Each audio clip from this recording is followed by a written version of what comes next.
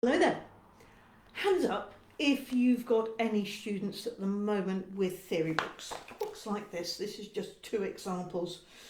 We all like to use theory books, don't we, sometimes in our teaching, because the theoretical concepts will have to underpin what they're learning. But actually keep your hands up if you've already put your hand up. Keep your hand up if you actually apply what's going on in here, the theory. Do you help to reinforce it through their practical lessons? I know some of you will be doing that out there, which is just fantastic. And I'm just here today to kind of just give you a few suggestions of how important this is and some ideas for how you can do it.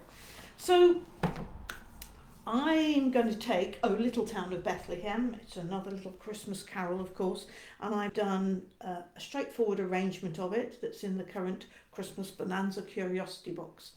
And I've got some students at the moment who are working through a theory book. We're keeping it actually as practical as we can, and I do like the use of the word these days, applied musicianship rather than theory, because theory sounds very, very dry and not very musical. Whereas what we're trying to do is we're trying to lift all the music that they're learning about and make it as practical as possible, but reinforcing it always with the writing side of things. So things they've been looking at this term is harmony. They've been studying harmony, and in particular chords 1, 4 and 5. Tonic and dominant have been big words, they're used to those, but new words for them are things like leading note and supertonic, and also perfect cadences. We're just beginning to get our head around perfect cadences. So those are all things that they're doing in their musicianship sessions with me, and they're also just experimenting with how to write a bass line to a melody line, and similarly how to write a melody line to a bass line and a given chord sequence. So all really interesting stuff actually that they are, enjoying, I would like to think. So the piece I'm going to apply it to though is a piece that they're also just learning, which as I say is O Little Town of Bethlehem. Here's the very first phrase.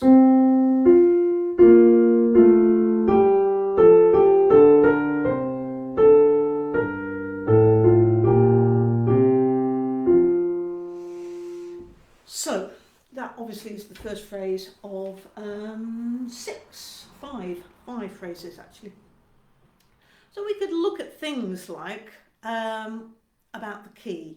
One easy way to reinforce theoretical concepts is obviously to say, what key is this in? Actually turn it around. Here's an idea. Instead of asking what key it's in, tell them this is in F major.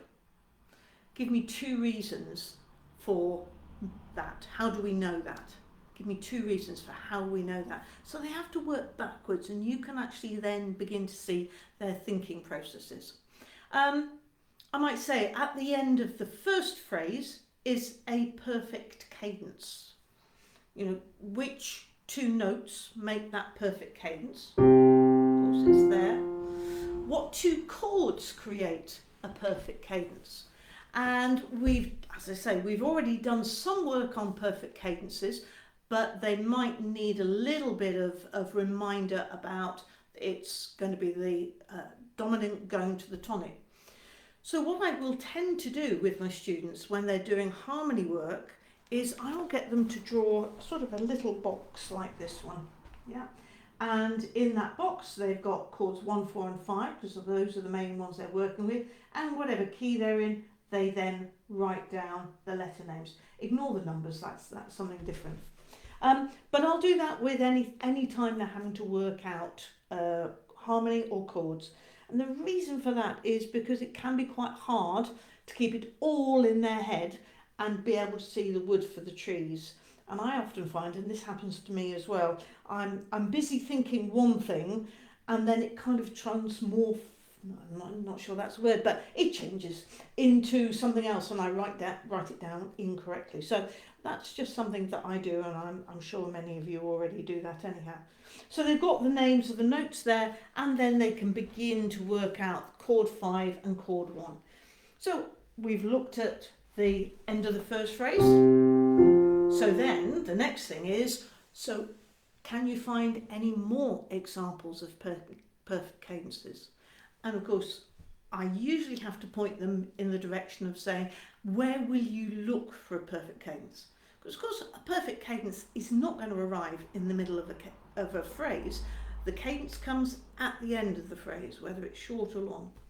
And they'll be able to find, I'm sure, another 2 examples which are almost precisely the same.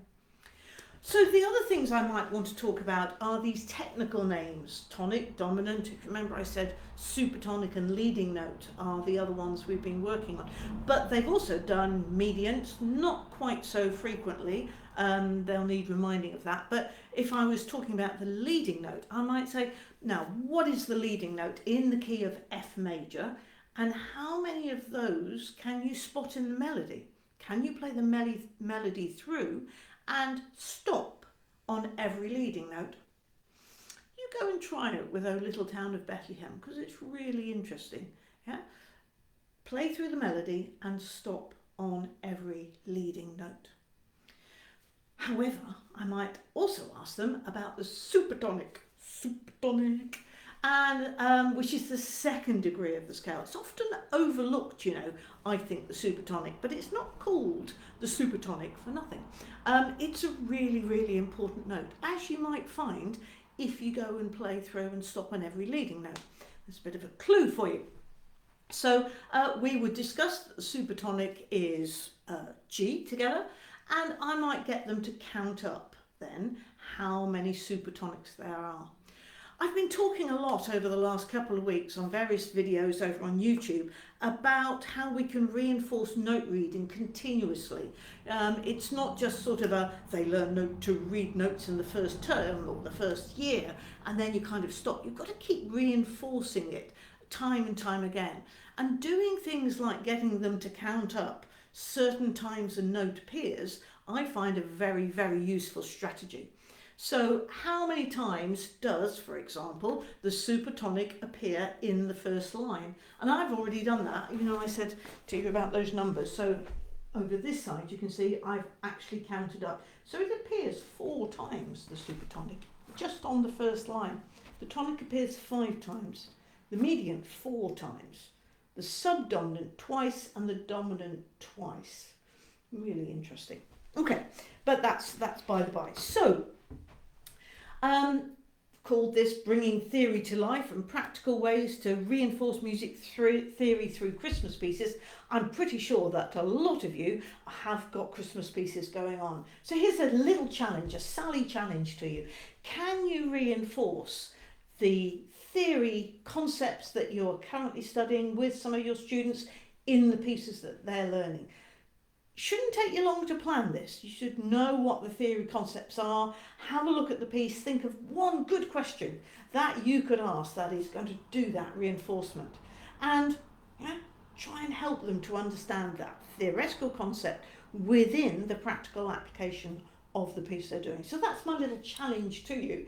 If you actually go ahead and do it, then do let us know in the comments below what your question was to your student and how they got on. All right, thanks for watching, thanks for joining me. I've enjoyed bouncing around with those ideas and I hope you get something from it. Bye for now.